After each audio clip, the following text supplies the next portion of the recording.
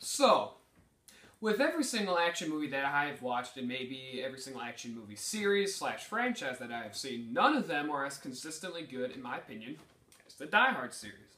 And now with the Die Hard series, I gotta say that the first movie, Die Hard, has the privilege of being my favorite action movie of all time. But before I get into why I love the original Die Hard so much, let's get into the specifics. Released on July 12th of 1988 and directed by John McTiernan, the original Die Hard follows New York cop John McClane, who goes to LA to see his wife for Christmas, but a terrorist group led by the cunning and sinister Hans Gruber arrive at the building they are at to steal $640 million in bearer bonds. While everyone is held hostage, John McClane sneaks away and has to use his skills to stop the terrorists before it is too late. So, with everything that I love about this movie, I do not love anything more in this movie than the characters. Bruce Willis as John McClane is a great choice. Though it might seem ideal nowadays, you gotta remember that back then he was known for his comedic roles, and this surprised everyone. Then we have Alan Rickman, who plays Hans Gruber. He is just as cunning as he is threatening. Oh my god, this is one of the best villains in movie history. Then we have the henchman, who is Carl. And we understand Carl's motivation because his brother is killed early on in the movie by John McClane. And so we understand where he's coming from. And then we have the lovable, and I mean lovable, Sergeant Al Powell, who is on the ground level, and he's the cop that reports that there are terrorists inside the building when John McClane gets his attention. And while as he's trying to figure everything out, we only slowly begin to learn what he's about. And we learn a tragic story about this one time where he was chasing down someone, and this someone had a laser gun out, but he mistook it for a real gun and shot the guy, but unfortunately that guy ended up being a kid. You know what? I'm not gonna lie. Though the characters are the thing I love the most in this movie, the action, it only loses by like that much. Because the action is fantastic. The action is amazing. We have lots and lots of explosions. We've got explosions from vehicles and even the building exploding at one point. But we also have our fair share of gunfights and basically hand-on-hand combat. And it's absolutely amazing. I love this movie and its action. With the movie Die Hard, this movie was an icon. And I love everything about this movie. I love the story. I love the characters. I love the action. I love everything about the original Die Hard. And I'm going to give the original Die Hard a 10 out of 10. As I've said before in previous videos, I have mentioned that, well, with every good movie, there comes a sequel.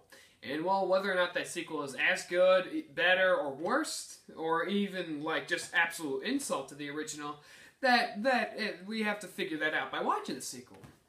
Now, with Die Hard 2, where does that fall under? Well, before we get into that, let's talk about what this movie is about.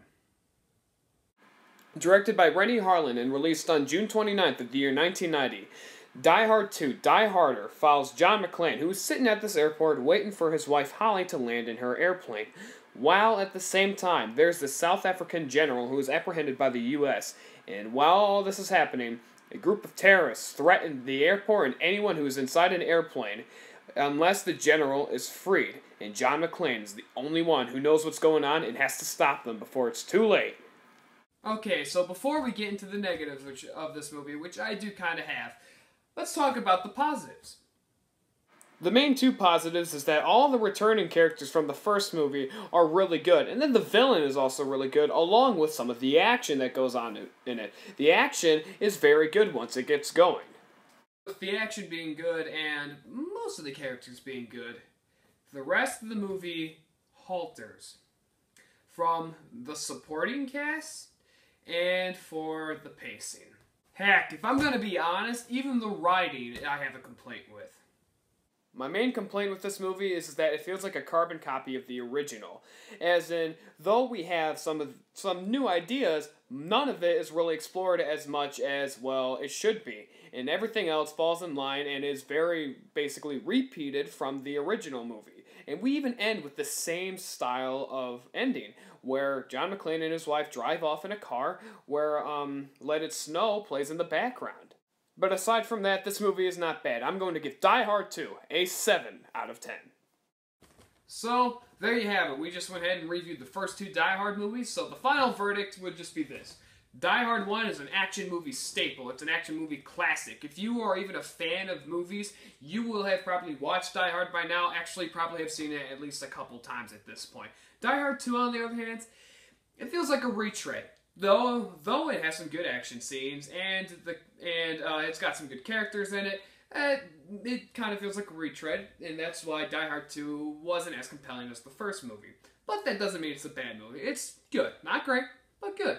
So, with the next three movies, we are going to start off tomorrow with a bang. We are going to go over Die Hard with a Vengeance, which is the third movie. We are going to go over, what is it, Live Free or Die Hard? Yeah, that's the fourth movie. And A Good Day to Die Hard, which is the fifth one. And trust me, that fifth movie, A Good Day to Die Hard, I got a lot of shit to say. And I don't mean it in the good way. But, as for now, we're going to end it here. I hope you guys have a good day, evening, night, afternoon, dawn, dusk. Yeah, that's as many terms as I can come up with, or whatever the heck time you're watching this in. I'll see you next time.